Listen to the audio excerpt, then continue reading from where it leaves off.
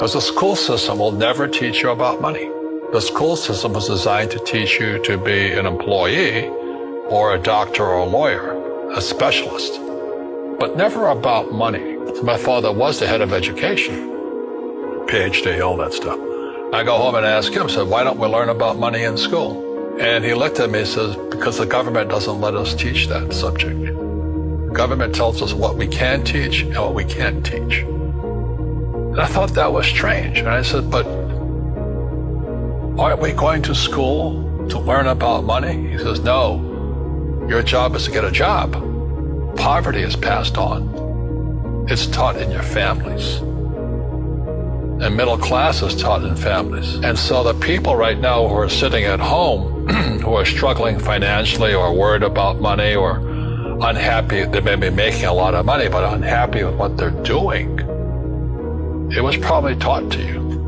You know, your superego was taught, get a job, work hard, or you'll never be rich, or the rich are evil, or whatever.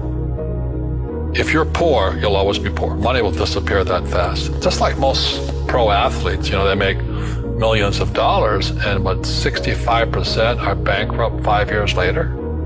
It's because they come from poor families. Now, you tell them that, they get very angry at you. It's not, it's the rich fault. You know, it's you guys ripped me off, and government ripped me off.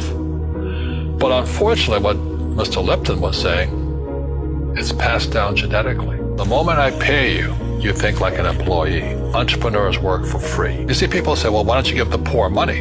So the only problem with that is it just creates more poor people. Give a man a fish, he fishes for the day, or eats for the day. Yeah, you give a man a fish, you get a lot of people who want more fish. Don't tell people what you know. Right. Keep them poor. Poor will always be amongst us because it starts up here. It's in their words, you know, and the words become flesh. Well, when they say I can't afford it or I can't do that, they go down. They become what they say. And I meet so many people, I can't afford it. You think I'm made of money?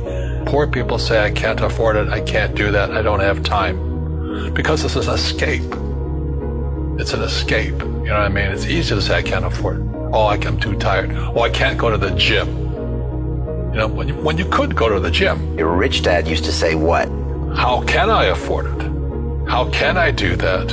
You know, what would it take, or why should I do that?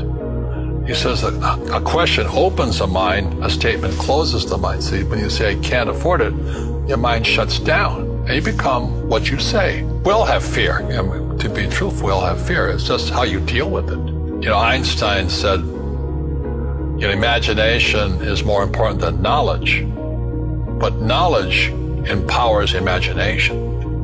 And what most people lack is real business knowledge, like accounting, you know, like debt, like taxes. You got to know that stuff, but they don't teach it in school to anybody.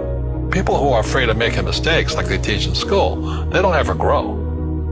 Because spirituality is there's good and there's bad, there's right and there's wrong, there's up and there's down. Most people only want to be right. They only want to be positive.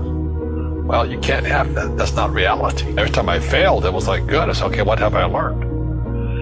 And the average person, the reason they're poor is they haven't failed.